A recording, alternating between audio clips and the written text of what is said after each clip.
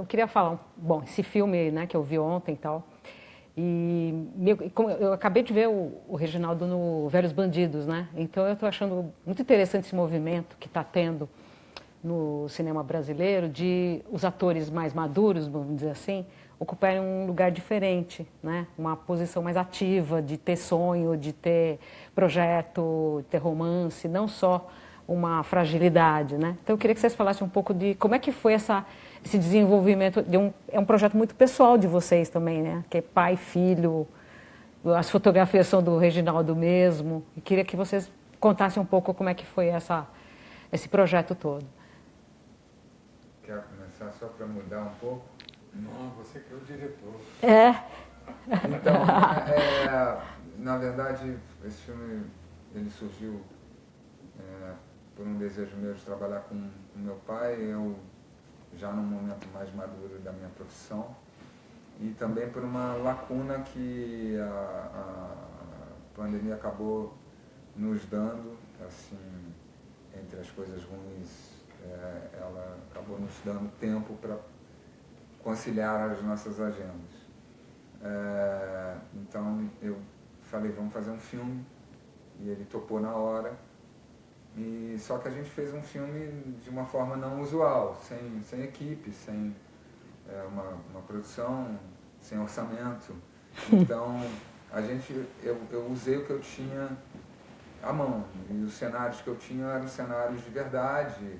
Obviamente eu mexi em algumas coisas, ajustei os cenários em função do filme, porque o filme é uma ficção, mas eu aproveitei para fazer homenagens. Eu acho que acaba sendo um tributo também ao Reginaldo artista, ao Reginaldo músico, ao Reginaldo escritor.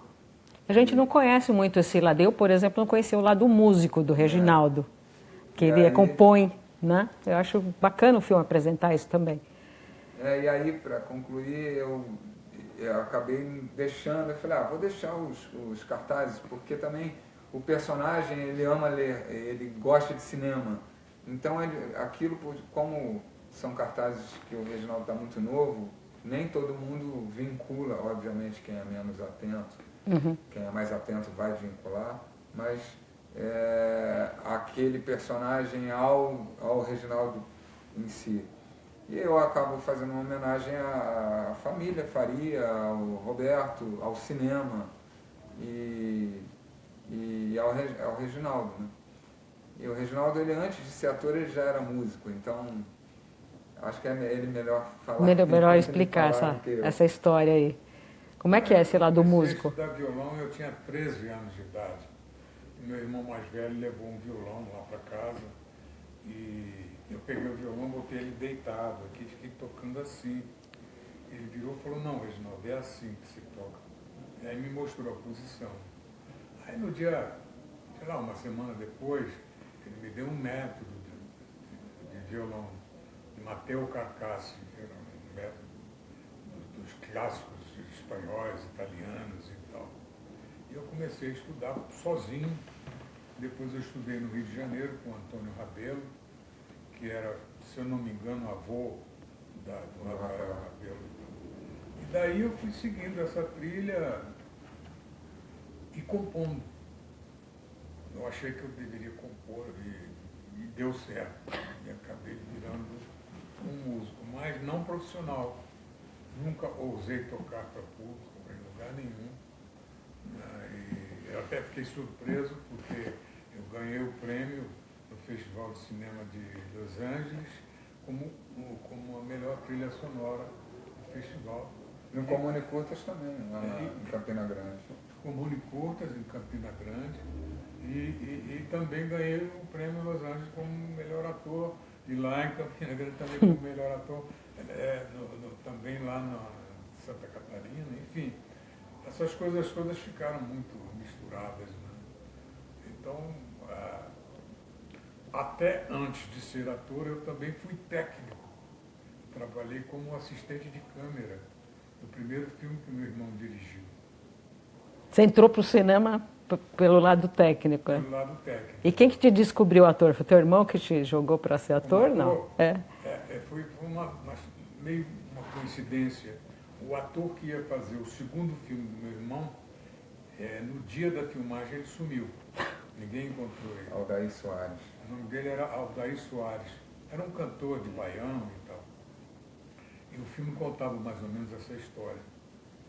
E aí o Roberto olhou para mim e falou, é você. Vai lá, meu irmão.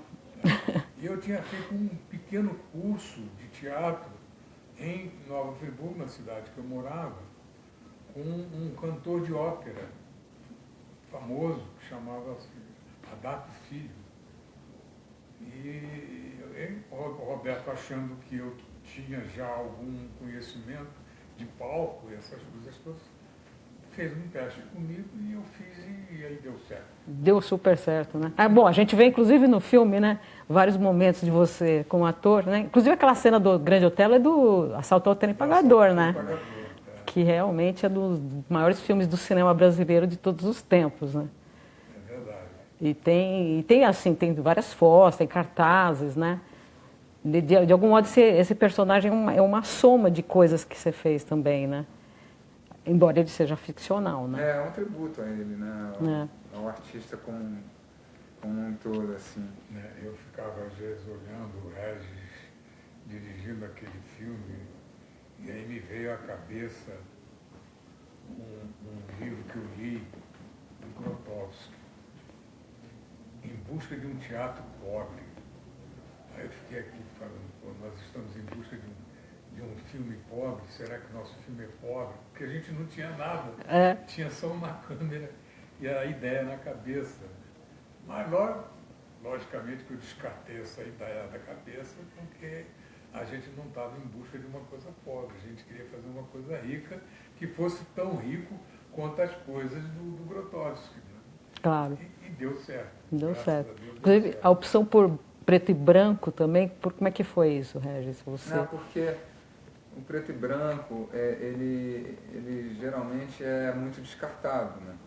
E eu acho que o que eu quis, o assunto que eu abordei, era muito pensando nessa questão do envelhecimento e como as pessoas mais velhas são descartadas pela sociedade, sobretudo quando elas deixam de ser produtivas.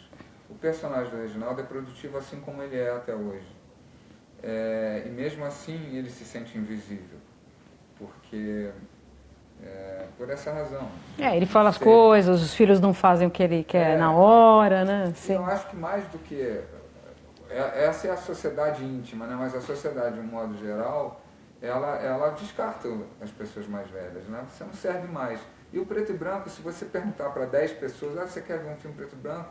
9 vão dizer que não quer, não querem.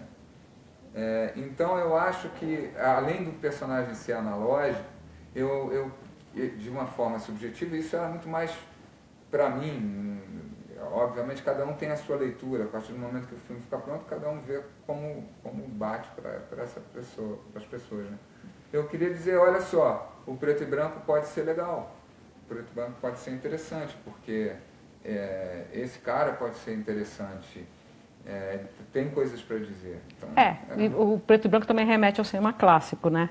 O grande cinema de todos os tempos. Eu não queria parecer prepotente, mas é uma alusão também a isso, né? O Reginaldo é um clássico. Sem dúvida.